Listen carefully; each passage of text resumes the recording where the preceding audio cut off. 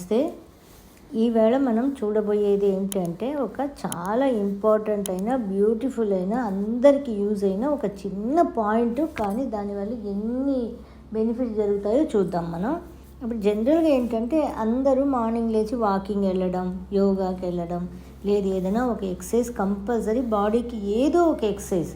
ఒక dance చేసేవాళ్ళైతే dance, walking వెళ్ళేవాళ్ళైతే walking, జిమ్కి వెళ్ళేవాళ్ళైతే జిమ్కి వెళ్ళడం, ఏదో ఒకటి బాడీకి మాత్రం కంపల్సరీ ఒక ఎక్సర్సైజ్ ఉండాలి అన్నది అందరికీ తెలుసు. కానీ దానికి మనం చెప్తున్న రీజన్స్ ఏంటి చేయకపోవడానికి? సోమరితనం ఎక్కువైందండి, లేజినెస్ ఎక్కువైంది, తొందరగా లేవలేకపోతున్నాను, లేచేపటికి ఆఫీస్కి వెళ్ళాలి, పిల్లలకి వంట చేసి పంపించాలి, సో దానివల్ల నేను వెళ్ళలేకపోతున్నాను. ఇక్కడ మెయిన్ ఏంటంటే తొందరగా లేవడానికి మనకి లేజినెస్. ఇప్పుడు మనం అన్ని పనులు చేసుకోవడానికి మనం ఒక 7 గంటలకు లేస్తున్నాం అనుకోండి. సో ఇవన్నీ చేయాలంటే మనం ముందుగా ఒక 5 o'clock లేవాలి. అసలు 5 o'clock లేస్తే ఆ రోజంతా చాలా టైం ఉన్నట్టు మనకు ఉంటుంది.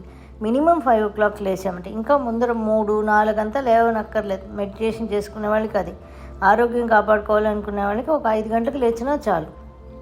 కానీ దానికి మనం చెప్తున్న ఆన్సర్స్ ఏమిటి అంటే సోమరితనం, లేవలేకపోతున్నాము. ఎలా లేస్తాం? అలారం పెడితే అలారాన్ని ఆఫ్ చేసి మళ్ళీ పడుకుంటున్నాం. అలారం ఆఫ్ చేసి మళ్ళీ పడుకొని మళ్ళీ కాసేపు అయినాక మళ్ళీ కాసేపు టైం ఉంది కదా ఆఫీస్కి వెళ్ళడానికి, అది ఏంటంటే మనకి కావాలని చెయ్యం. అది ఏమిటో సోమరితనం. లేచి వెళ్ళడానికి, ఏదైనా ఒక ఎక్సర్సైజ్ చేయడానికో ఏది చేయాలన్నా మనకి ఒక సోమరితనం వచ్చేస్తుంది. ఆ చురుకుతనం మనకి ఉండట్లేదు. సోమరితనం వల్ల ఏమవుతుంది, మన బాడీ కోసం మనం చేసుకోవాల్సిన ఎక్సర్సైజ్ కానీ యోగా కానీ ఏమీ మనం చేయలేకపోతున్నాం. దీనికి రీజన్, అన్నిటికీ కూడా రీజన్ ఏంటంటే సోమరితనం ఒక్కటే వస్తుంది, లేజినెస్ ఒక్కటే వస్తుంది. ఎందుకనంటే మనం లేవలేకపోతున్నాము అన్నది వాస్తవమైన మాట. దానికి మనం ఎన్నైనా షుగర్ కోటింగ్ లేచుకోవచ్చు. నాకు టైం అయిపోయింది, మా ఆయనకి ఆఫీస్కి వెళ్ళాలి, పిల్లలు స్కూల్కి వెళ్ళాలి, ఇవన్నీ షుగర్ కోటింగ్స్ అనమాట. మనం అందరూ అంతే. లేడీస్ అనేప్పుడు మన ఆరోగ్యం గురించి మనం చూసుకోం. జెంట్స్ ఇంట్లో ఉంటే వాళ్ళు కూడా వాకింగ్కి వెళ్ళిపోతారు.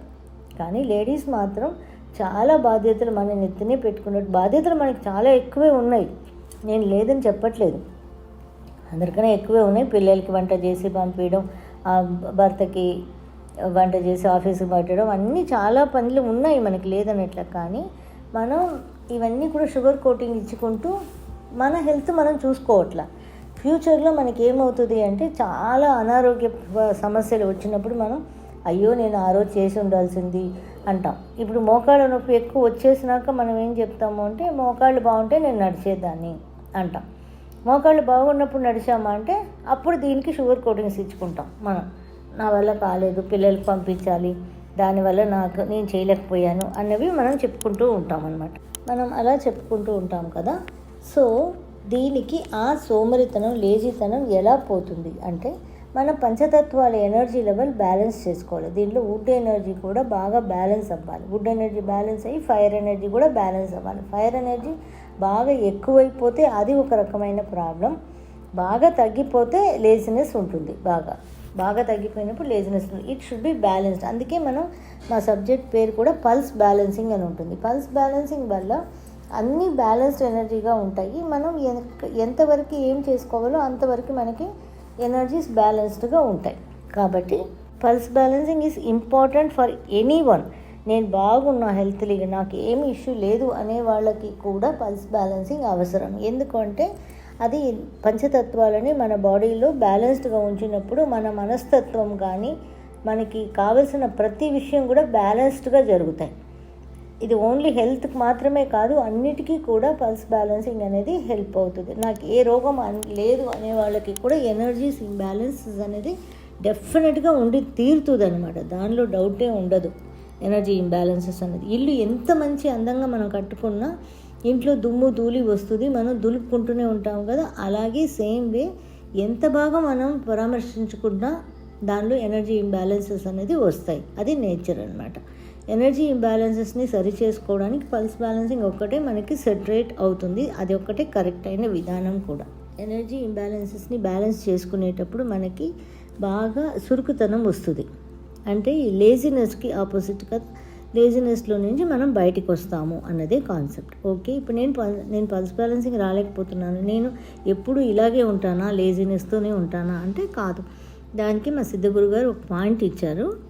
ఆ పాయింట్ ఏమిటంటే బాగా బాడీని చురుకుతనం తీసుకొచ్చే ఒక పాయింట్ అన్నమాట, ఒక ప్రెషర్ పాయింట్, ఒకే ఒక పాయింట్. దానిలో మనం ప్రెషర్ చేసినప్పుడు మీకు ప్రపంచంలోని అంత ఎనర్జీ మన బాడీ లోపలికి వస్తుంది అని చెప్పారనమాట. ఎంత ఈజీ అంటే ఇది చూడండి, ఇక్కడ పిక్చర్ కూడా పెడుతున్నాను నేను. మన కాళ్ళల్లో కాఫ్ మజిల్ ఉంటుంది కదా, ఆ కాఫ్ మజిల్కి బ్యాక్ సైడ్లో కింద ఒక డబ్ల్యూ షేప్లో ఒక గీత మనం మానసికంగా గీసుకోవాలి.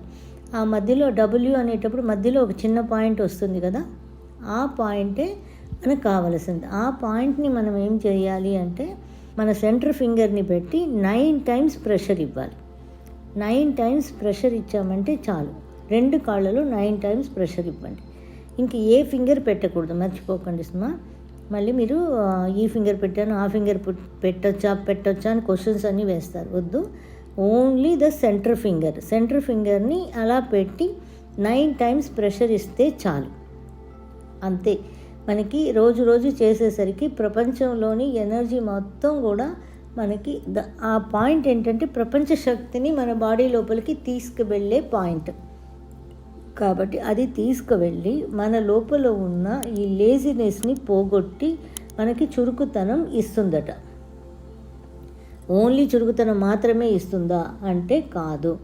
ఇంకా ఇది దేనికి ఈ పాయింట్ వల్ల, ఈ పాయింట్ ప్రెషర్ ఇచ్చినందువల్ల ఇంకా ఏమేమి హెల్ప్ అవుతాయి మనకి, చురుకుతనానికే మనం పెట్టాము, కానీ ఏమేమి హెల్ప్ అవుతాయి అంటే మనకి రుమటాయిడ్ ఆర్థరైటిస్ వాళ్ళకి బాగా హెల్ప్ అవుతుంది.